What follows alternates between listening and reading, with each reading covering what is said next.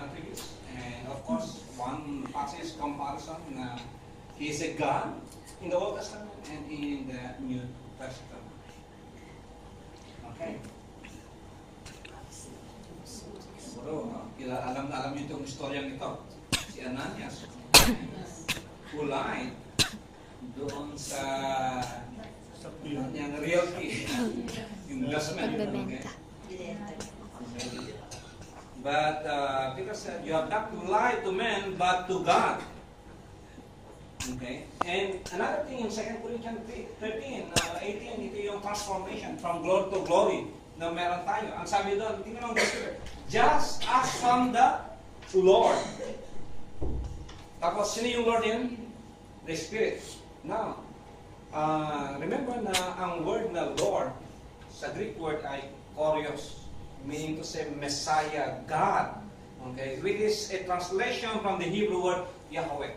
So, actually, may isang teaching patungkol dito, mas broader, later on matapos natin. But I'm just telling yung isang fact patungkol sa word the Lord means God. Okay? Sa English translation, sa Hebrew, Oreo, sa Greek, Oreo, sa Hebrew is Yahweh. So, makikita natin yung description, okay, na pinapatungkol sa Holy Spirit ay is his divine name, okay? He is God himself. So, the Spirit is God, as we can see from these two verses. Some of the divine attributes, okay, is called to be eternal Spirit. Pag sinabi mong eternal, okay, there's no beginning and no end. Okay? Pag sinabi mong it is a proper, and God Himself has no beginning and an end. And that fits yung description. So, dito sa bagay na to ay makikita natin na He has that divine attributes or a character of a God na dapat nating i-bestow sa Kanya.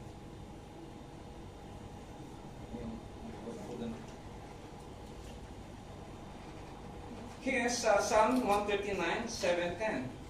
Where can I go from thy spirit? Or where can I flee from thy presence? If I ascend to heaven, thou art there. If I make my bed in Sheol, behold, thou art there.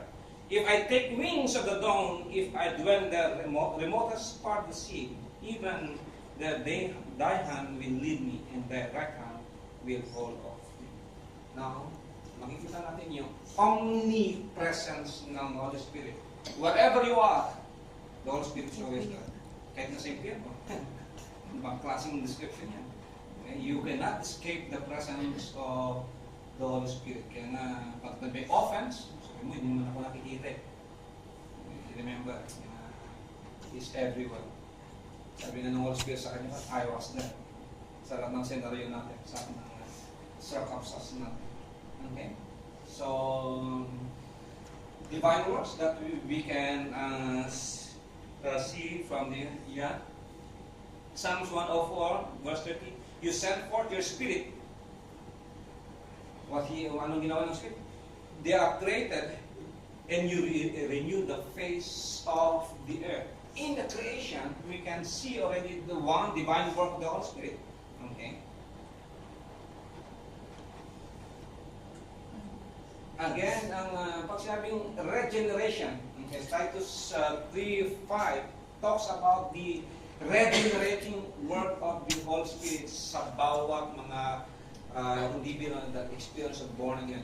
Pag sinabing regeneration, okay, it is a formation of a new life. Hindi ito yung reincarnation, magkaiba yan. So, regeneration is a new birth. Okay?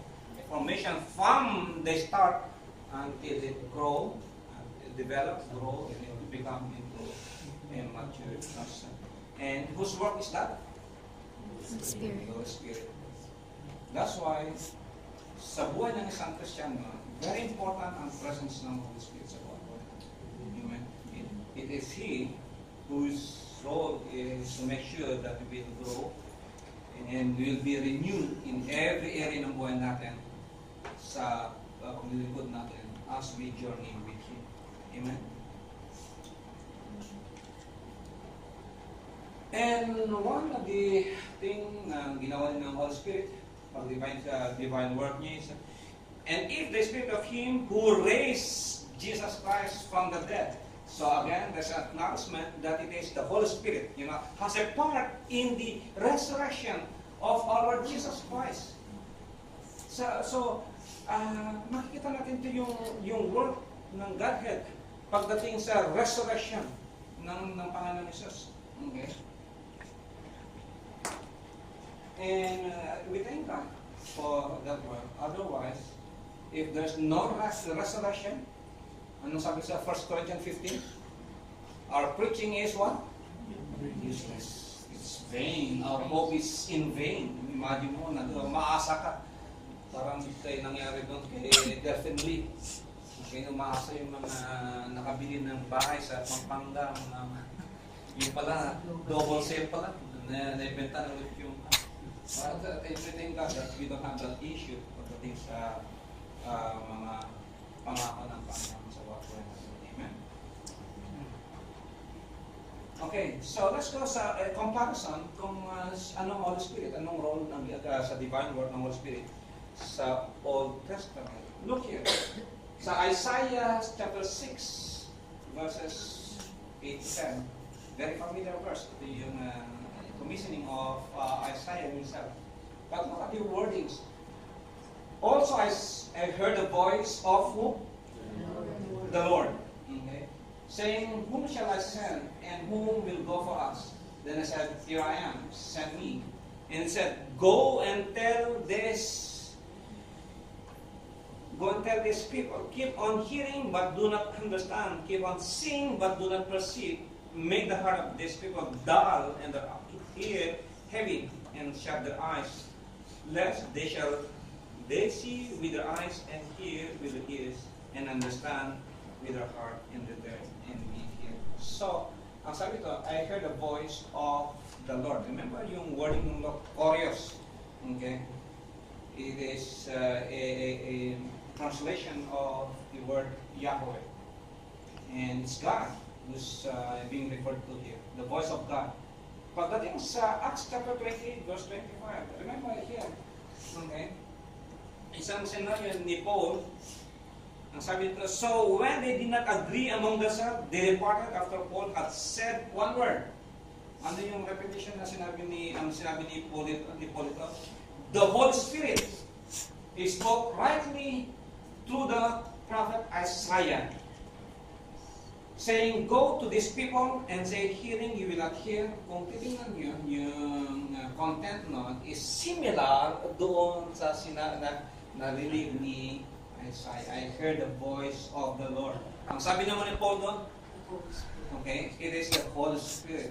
Now, if we have learned already yung inspiration, the scripture, wherein it is the Holy Spirit who guides the author in writing this, then this is not just a making of Paul. But actually, it is a revelation of Paul kung sino yung sinasabi dito sa Isaiah being called Lord. Amen? So, again, makikita natin yung, dito natin ma-appreciate na, ang Holy Spirit pala is Lord Himself. Okay? He is distinct, but having the same substance, okay, from the Father and another thing na dapat natin tingnan, yung work of the Holy Spirit in regards to the universe, world of mankind, to the believers. Scripture, or actually, tinanggap ko yan because that needs to be doon sa makakapamati. Now, actually, na-repeat ko sa una, pero let me just i-emphasize it. Dito sa Genesis 1:2, pagdating sa creation, okay, we can see that the God is actively involved sa creation. Okay? And not only in the creation of this world, okay, but even in the creation of a person, of any person that is born here. Okay? The Spirit of God has made me, and the breath of the Almighty give me life. So this is a testimony of Job doon sa kanyang book. It is the Spirit of God that made him So, in other words, pagdating sa Word, okay, we can see the active involvement ng Holy Spirit sa creation nito. Okay? You cannot say na Father and Son lang ang merong portions sa creation mo bilang isang tao. But actually, the Holy Spirit is also being attributed because of the breath na nilagay sa akin. Okay? He is an agency, okay, seen in the act of doing this creation.